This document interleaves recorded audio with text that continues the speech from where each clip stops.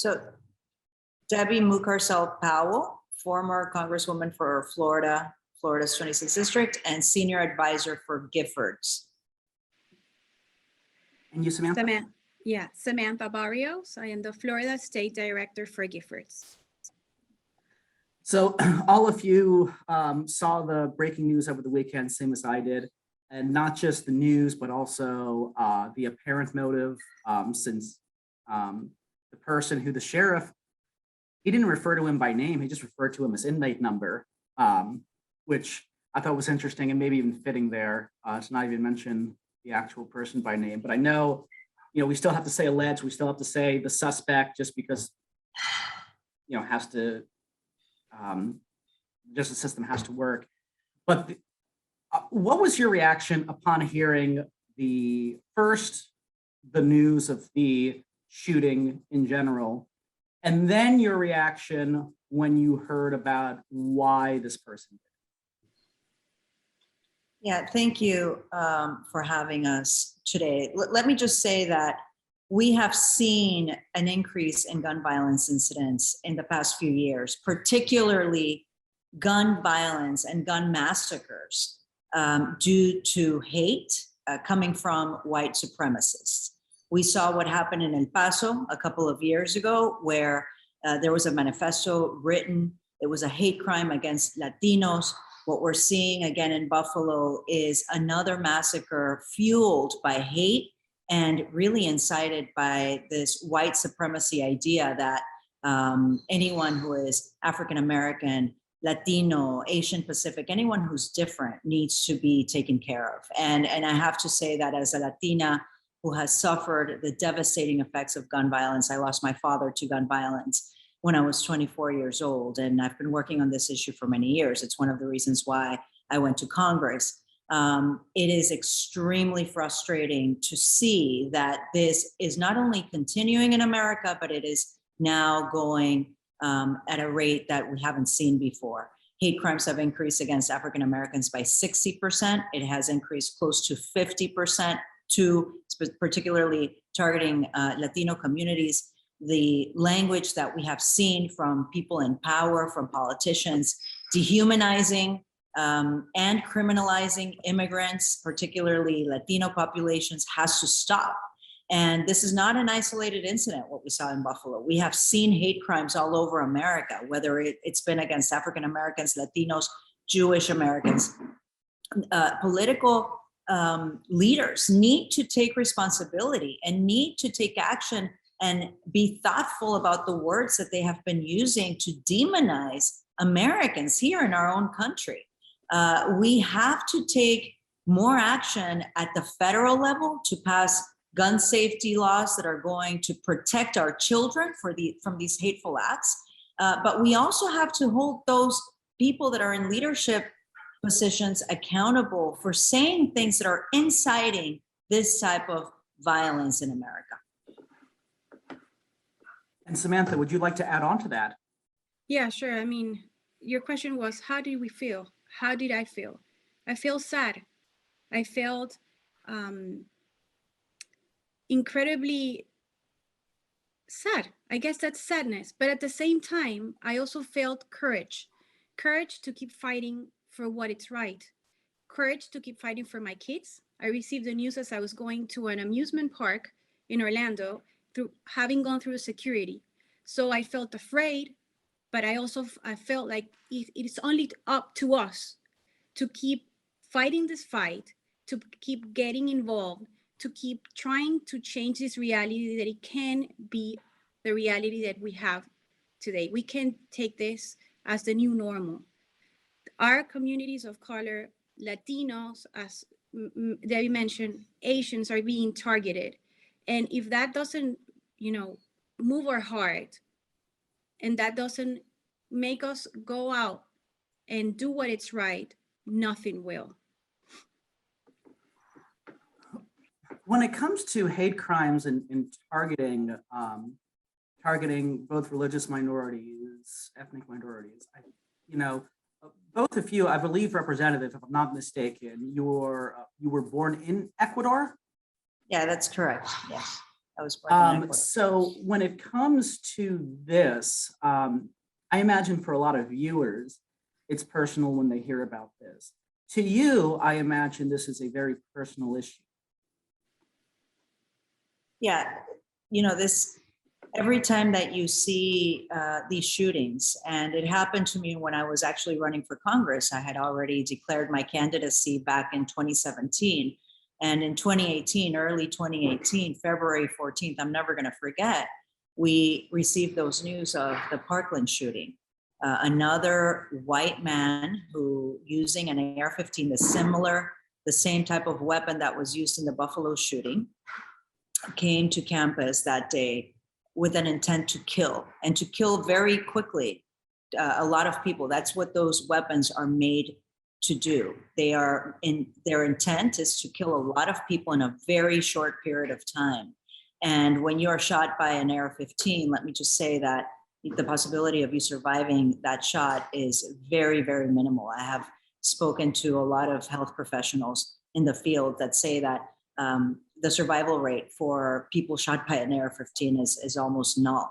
And so when I saw that shooting, it really struck a chord. It was very, very personal for me. I was reminded of the trauma that I felt when I got the call that my father had been shot and killed. It's a trauma that never leaves you.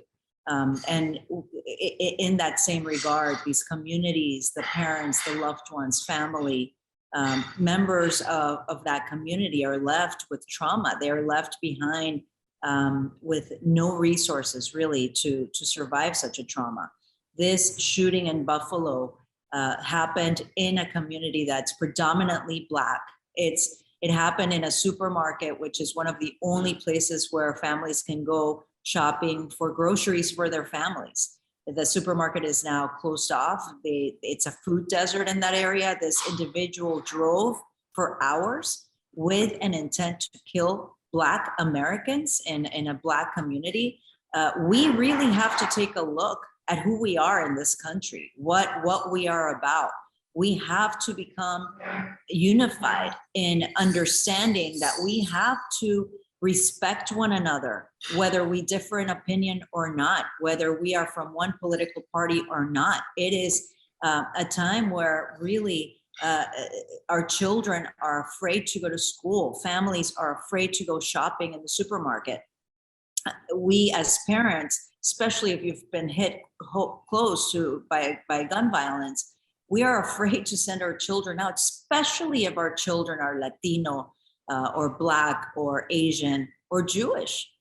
When have we seen this sort of hatred for each other in the history of the United States? And so I urge everyone to take a deep look inside and to make a decision of what we want for the future of America, for the future of our children and our communities. It's going to take a whole hands approach here. We have to work closely together to stop the hatred, to stop the violence, and to protect our families from this senseless violence that we saw in Buffalo and we've seen all over America. I'd like to ask a question to Samantha, and then Representative, I would like to have you answer as well. I think in the abstract, a lot of people do have an idea of what not just gun control is, but just have a good idea of how we should respect each other. Because when you read this person's manifesto, it's horrifying to read. What I would say is specifically, besides looking, I guess, into our souls, for lack of a better term, and understanding that we're all here and, we're stuck with each other, whether we like each other or not. So we should be doing best to each other and with each other. What are specific solutions that you think need to be tackled, and how realistic do you think those solutions are? Well, we have to understand that this is not an issue that, as Debbie mentioned before, it shouldn't be a partisan issue. We're all affected by gun violence. And the reality is that the only way that we're going to be able to change this reality is by changing the laws. And the only way to do that is to become active and get involved in your communities and be able to change the horrific reality by choosing the people who are going to be able to change these laws. So I encourage everybody, especially on a day like today, where we all have been so affected by the horrific weekend, to get involved, to look at your local communities, to look at all these national organizations, and to get involved, to get informed, and help to help them change, laws.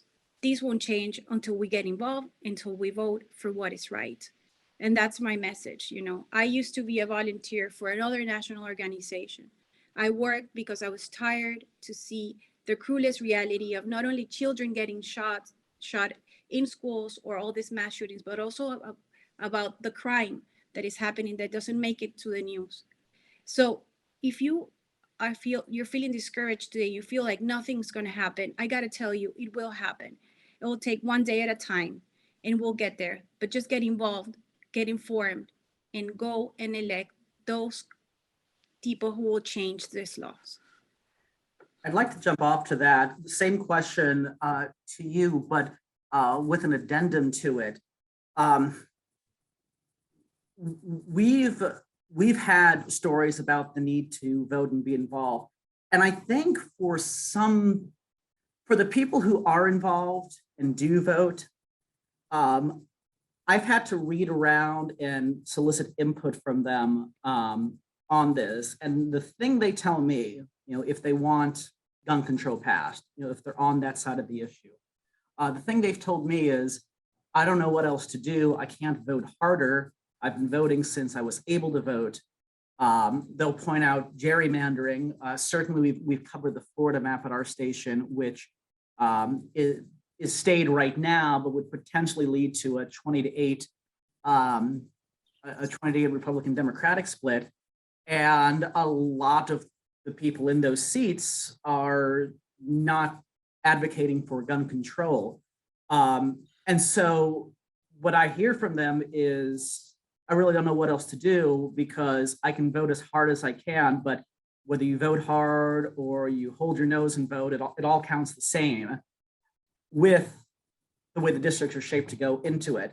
So to add on to what Samantha said, as I take the question to you, is what do you tell people who just feel demoralized by what they see because they have been involved and they feel like they haven't seen anything come down in the state or national level? Well, first, I want to say that it's completely understandable to feel demoralized, to feel frustrated, to feel angry. I have those feelings also. But it's also good to remind everyone that their voting, their action, their activism, their voices have made an impact. Change doesn't happen overnight. I was elected in 2018 in a district where it seemed almost impossible for someone like myself, a Latina immigrant, to be elected and beat a popular two-term incumbent, but we did it. And it was based on the gun violence issue. Once I got to Congress, we were able to pass legislation that hadn't been passed in over 20 years, which was the Universal Background Check Bill in the House of Representatives. We were able to approve more than $20 million of funding so that the CDC could study the impact of gun violence, where it's stemming from, the root causes, so that we can address this epidemic. So change is happening slowly. This was not something that was discussed even by Democrats more than 15 years ago. And now you see Democrats really standing on the right side of this issue. We've seen the NRA losing ground, declaring bankruptcy. Of course, the gun lobby continues to try to influence politicians by giving a lot of funding to their political campaigns. I think that we have to stick together. We have to work together. We cannot give in. What is the alternative?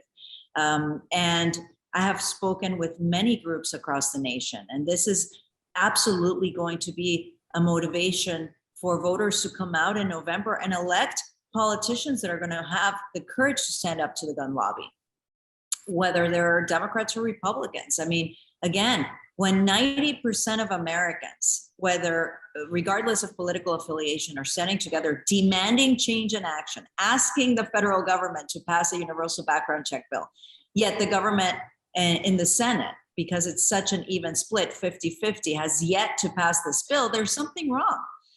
So we need to look at that as well. But I can tell you, we have Val Demings right now. And again, I don't want to be political, but let's be realistic here. Marco Rubio took millions of dollars from the NRA and stood in front of Parkland students saying that he was not going to refuse donations from the NRA, that he was not going to take action against the gun lobby. Well, we now have in Florida a candidate running for Senate, Val Demings, who is absolutely on the right side, who will take action, who will have the political will and courage to do something to protect Floridians. So I say to all of you, please join us, get involved, like Sammy said, be a part of this movement, and slowly but surely we will get there. It takes time. We can't give up now.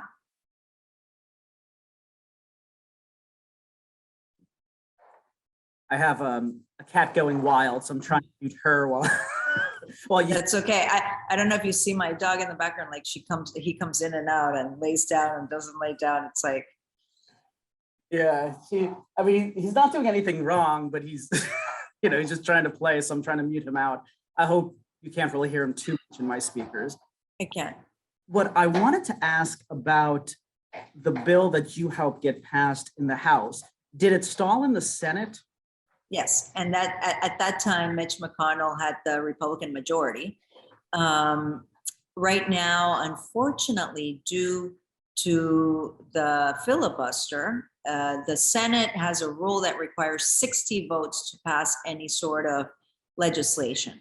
And so we have been unable to see that bill pass in the Senate because right now we have a very slim 50-50 split in the Senate, 50 Democrats, 50 Republicans, and it requires 60 votes to pass a universal background bill. That is why November is so important. That is why electing people like Val Demings to the Senate to make sure that we have those votes is so critical. What I would ask, I have one more question after this, but what I would ask on that note is another thing that I've heard, and again, these are people who they just feel like they're not making a difference. And your answer effectively was, we have to play the long game. The wins that you're seeing that are not going our way took years and years and years to go that way. It's a long battle. It's not one thing. And certainly that is true. I mean, what we saw with Roe v. Wade, a separate issue, was not something that just happened, in a year and then that was it. There were a lot of movements and a lot of volunteers to get that. The reason I preface with that is because the other thing I hear is that, I vote for people and they'll believe that, but then they don't take the action to do it. Example, in 2009 and 2010, filibuster could have been eliminated immediately with the votes they had, even with many, I'd say more conservative Democrats representing places like the Dakotas or Montana, and the filibuster stayed, so there was no gun legislation that was passed in those 2 years with big majorities. So they're in a position where it's split in the Senate, which is really what slowed down a lot of legislation. But when they had the opportunity with bigger majorities, nothing came out of it. And so they feel like, I can vote for this person because they say they believe in what I say for, but I'm not sure I'm going to get action. What would you tell somebody like that? Well, you need to make sure that you're voting for the right candidate. There's a huge difference between being a politician and being a public servant. I always say that to anyone that asks me that question. Politicians, it's all about self-power, self-enrichment. It's about I, not we. Public servants tend to really look at the good of a bill for the whole. And those are the people that you need to really look at and make sure that we elect to office. It's about putting people there that are going to understand that it's about the majority of Americans, the protection, the safety. At the end of the day, Giffords and all of us, what we're doing here, our mission is to save lives. And you need to elect politicians that are going to put the lives of Americans first, not the profits of the gun lobby. And would you say voting in the primary is a good way to make sure you have the right candidate, even amongst that? Because I know yeah, usually a lot lower. Let me just add that for our democracy to be strong, for our democratic institutions to be protected from all the misinformation that we've seen. The NRA, we know, has written the playbook on misinformation. For us to be able to protect our American values and ideals, it requires active citizen participation. And what we're seeing right now, one of the largest threats to that is apathy, because of exactly the points that you're raising. People are voting, people are trying to make changes, but they don't see anything happening. So this is what this coordinated effort of disinformation, of violence, of hate is trying to do. It's trying to divide us. It's trying to get our citizens to not come out and vote, to not participate. And this is the moment where we actually have to do everything in our power to be present in our local communities, paying attention to all of our, not just federal candidates, local, state, and federal candidates. Look at the primary. Go to the League of Women Voters website. They're a nonpartisan organization that provides all the information you need for every candidate running, from school board all the way to Senate, or even presidency when we have the presidential election. So it's critical for our citizens to remain engaged, to do your own research, and for all the different groups also to provide that information to our citizens. And the last question, I'll give it to both of you because I'm not trying to sideline Samantha. Sorry if it seems like that at all. But the last question to both of you is specifics as far as what we need to see actually pass and why it would work. And then, just because it goes with it, the specifics as to what steps need to be taken at a federal and state level, or if it's just the federal level, if it's something that can't be piecemealed. And then the opposition to that, which would be, I have the right to own a gun and I don't want the government trying to make it harder for me to gain access to it. Okay, I understand you're not sidelining, but I'll leave the legal stuff, for Debbie, and then I'll respond to your first question, which we have said a million times. Please get involved. Get involved. And how do you get involved? Register to vote. Make sure that if you belong to a political party, that you go to that primary and vote. And you make sure that you go and vote for that candidate, that it's going to be serving their people, that it's going to be on the gun safety issue, and we will want to keep us safe regardless of which political party he belongs to. Make sure you vote for that candidate, because he is the one, or she will be the one, or it will be the one who will make the laws to change in our favor. And with that, I'll give it to Debbie. Yeah, Marco, what we already know which laws we need to pass at the federal level. And I think it's important to look at this at a holistic approach for our entire country, because what we've seen is that states that have strict gun laws and have lower rates of gun violence sometimes are affected by these type of shootings and massacres because of individuals that are coming in from other states with guns. So I think that we need to take action at the federal level, passing a universal background check bill. We know that there were certain incidents with this individual in Buffalo, yet he was still able to purchase a weapon of war. We need to look at minimum age requirements so that kids under, or adults under the age of 21 are not able to purchase certain weapons. We know that with the data that we've seen, even though teenagers account for about 4% of the population, about 17% of teenagers are committing violence using weapons. We've seen a rise in violence with guns by teenagers under the age of 18. We need to look at extreme risk protection laws. In the state of Florida, after the Parkland shooting, we passed a law here in our state that it's called the red flag law, that if anyone seems to be on the verge of harming themselves or others, there can be an injunction, and temporary injunction where their weapons can be taken away. That has worked here in the state. We have seen that type of law has protected individuals and their community from gun violence. We need to do that at the federal level. And so there are a lot of things that we can do, but we're not going to be able to pass these laws if we have politicians in the Senate who are scared to do so, who are more loyal to the gun industry and the gun lobby than to their constituents. Now, let me just say one thing. No one here is attempted to change the Constitution, but we need to remember that the Second Amendment includes well-regulated militia, well-regulated, meaning that if we are to live in a civil society where we have protections for the safety of the public at large, we must pass laws that are going to protect our community from violent crime. It's common sense. I don't think I need to explain it any further, but I think Americans need to remember we have the power to do that ourselves, but by voting and by ensuring that our representatives do what is needed to protect our communities.